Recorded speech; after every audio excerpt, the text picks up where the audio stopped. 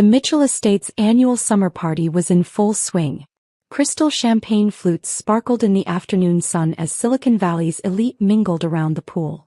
I sat quietly in my garden chair, separated from the important guests on the main terrace. I checked my phone discreetly. Message from my COO, jet approaching. ETA 25 minutes. Contracts signed. Emma, Mom's voice carried across the lawn. The garden really is where you belong. With the other disappointments. I slipped my phone away. Hello, Mom. My brother James raised his champagne from the terrace. The lawn is for failures, sis. Though I'm sure your little software company is cute.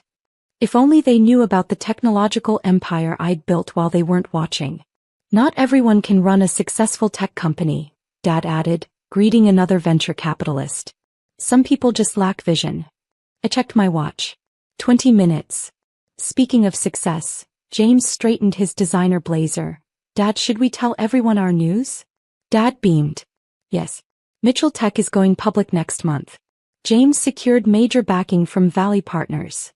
That's wonderful, I said quietly, checking my phone again. 15 minutes. See. Mom gestured toward James. That's real success. Not whatever small-time coding you're doing. The lawn is for failures, she announced loudly enough for nearby guests to hear. The terrace is for achievers. 10 minutes. Emma could still join Mitchell Tech, Dad offered. Maybe in quality assurance. I'm happy with my work, I said. Happy? James scoffed. Happiness doesn't build billion-dollar companies, sis. Real work does. 5 minutes. A distant sound caught everyone's attention. The distinctive whine of jet engines approaching. That's odd, Dad frowned. The airport's restricted airspace today for our party. I stood from my garden chair, smoothing my simple dress. Actually, Dad, that's my arrival. You're what? Mom's voice rose. The sleek private jet appeared over the trees, my company's logo clearly visible on its tail. It touched down perfectly on the estate's private airstrip. That's impossible, James whispered. The Genesis logo, one of Dad's business partners pointed. But that's the most valuable private tech company in the world? I smiled. Yes, it is. Dad's champagne glass froze halfway to his lips. You work for Genesis? No, I corrected. I founded it. I am Genesis. The party went silent. All eyes moved from the jet to the woman they'd banished to the garden. But you're just coding small projects, Mom stammered. Actually, I checked my phone one last time. I just closed a $12 billion acquisition. That's why I was late. Board meeting in Tokyo. James collapsed into a nearby chair. Genesis, you're the mysterious CEO nobody's ever seen? The same CEO who just bought controlling interest in Mitchell Tech, I added casually. Those Valley Partners backing your IPO? They work for me. Dad's business partners started whispering, phones appearing in manicured hands as they frantically Googled Genesis's latest news. My phone buzzed. Message from my team. Press release ready. Time to show them everything. I looked at their shocked faces. Mom's disdain replaced by disbelief, James's arrogance shattered, Dad's confidence crumbling, and typed back. Yes. Show them what real vision looks like. The Mitchell Estate's pristine lawn had become a stage for the ultimate power shift. The jet's engines wound down as my executive team emerged, their confident strides a stark contrast to the stunned party guests frozen with their champagne flutes. Let me explain what happens now, I said, standing from my garden chair one last time. Mitchell Tech's IPO isn't happening next month. At least not the way you planned. What do you mean? James's voice cracked. Genesis isn't just buying controlling interest. I pulled up documents on my tablet. We're absorbing Mitchell Tech completely. Your revolutionary software?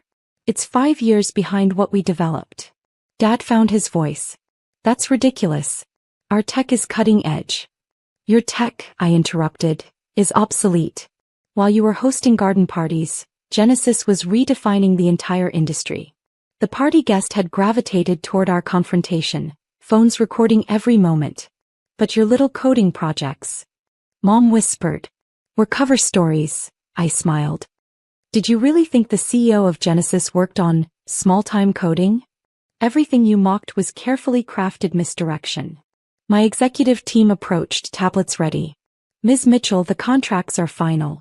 Mitchell Tech is now officially a Genesis subsidiary. James jumped up. Wait. I'm the CEO of Mitchell Tech. We're the CEO, I corrected.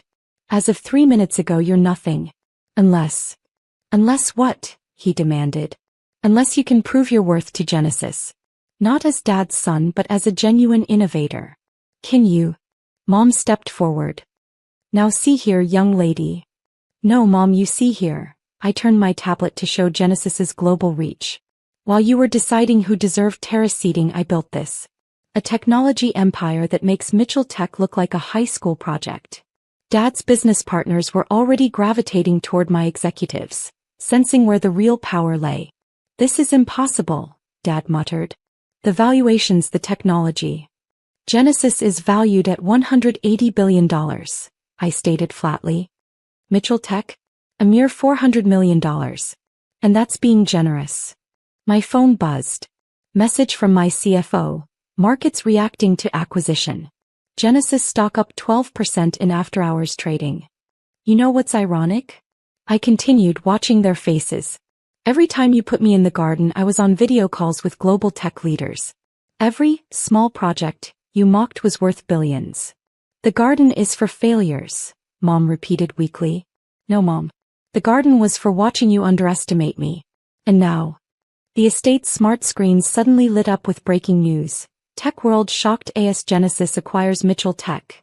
Mysterious Genesis revealed, AS Mitchell heiress. Silicon Valley's biggest secret uncovered.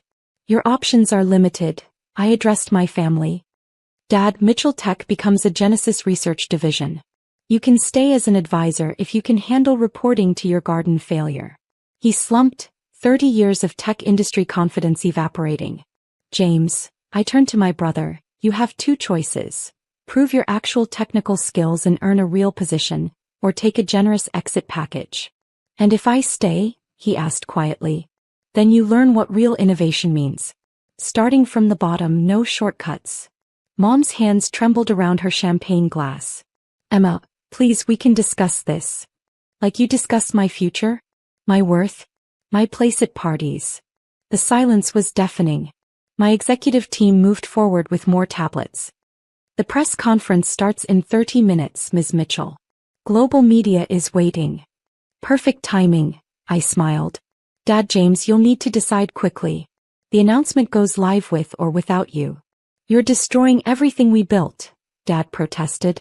No, I corrected. I'm saving Mitchell Tech from irrelevance. You should thank me. Another year of your outdated tech and you'd be bankrupt. The party guests were openly staring now, phones recording Silicon Valley's most dramatic power shift in decades. How long? James asked. How long have you been Genesis's CEO? Since I founded it 6 years ago. Right after you told me my coding ideas were cute little projects. My phone lit up with another message. Global tech media arriving. Ready to reveal phase 2. I looked at their shattered expressions. The family that had exiled me to the garden now standing in the shadow of my jet. The press conference will explain everything. I gathered my things. You have 20 minutes to decide. Join the future I'm building or stay in your comfortable past. And Mom, I added, turning back. The garden isn't for failures. It's for people who see beyond the terrace to something bigger. As my executive team led me toward the jet, I heard the whispers, saw the phones recording, felt the power shifting like tectonic plates beneath Silicon Valley. The sun was setting over the Mitchell estate, casting long shadows across the lawn where I'd been exiled countless times. My executive team had set up a temporary command center in what used to be the pool house, screens showing Genesis's global operations. Ms. Mitchell, my chief strategy officer, approached. The media's asking about Mitchell Tech's current projects. Show them, I nodded. The screens filled with comparison data, Genesis's advanced AI systems next to Mitchell Tech's outdated algorithms. Dad stepped into the pool house, his confidence replaced by uncertainty. Those are our proprietary systems. Were your systems, I corrected. Genesis reverse engineered them last year. Took our junior team about a week to show all the flaws. James followed, clutching his laptop. But our neural network is 3 generations behind. I pulled up more data. See these pattern recognition rates. Mitchell Tech's best AI is slower than Genesis's prototype from 4 years ago. Mom hovered in the doorway watching her tech dynasty crumble. Your development team, I continued, has been stuck in old paradigms. While you were celebrating incremental improvements, Genesis was redefining what's possible. The screens showed live feeds from Genesis Labs worldwide, quantum computing, advanced AI, technologies that made Mitchell Tech look like ancient history. All this time, Dad whispered, when you said you were working on small projects. I was leading global innovation teams, I finished. Those late-night coding sessions you mocked? I was revolutionizing technology while you were planning garden parties. My phone buzzed again. Message from Tokyo. Asian markets opening. Genesis stock soaring on acquisition news. Here's what happens tomorrow, I addressed them. Mitchell Tech's board meets at 9 a.m. They'll approve the Genesis acquisition because they know it's their only chance at survival. And us? James asked quietly. You said the garden was for failures, I smiled. Consider this your chance to prove you belong on the terrace. If you can earn it. The screen switched to live feeds of global news coverage. Genesis emerges from shadows. Mitchell Tech acquired. Family drama rocks Silicon Valley. Garden TO greatness. Tech's new queen. Your positions at Mitchell Tech are gone, I stated flatly. But Genesis always needs talented people, if they're willing to learn humility first. Humility. Mom found her voice. We built a tech empire. No, Mom. You built a tech company. I built an empire. There's a difference. My executive team moved with practiced precision, preparing for the press conference. Each screen showed another aspect of Genesis's dominance. Market share, technological breakthroughs, global influence. Tomorrow morning, I continued, Mitchell Tech's employees learn they work for Genesis. Your choice is simple. Help them adapt or step aside. Dad stepped forward. Emma, please. We can work together. Like you worked with me? I raised an eyebrow.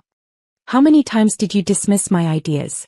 How many garden chairs did you give me? The silence was heavy with regret. My phone lit up. Press conference stage ready. Global broadcast in 15 minutes. You have until the press conference to decide. I gathered my materials. Join Genesis as regular employees, learning and earning your positions, or watch from the garden as we absorb everything you built.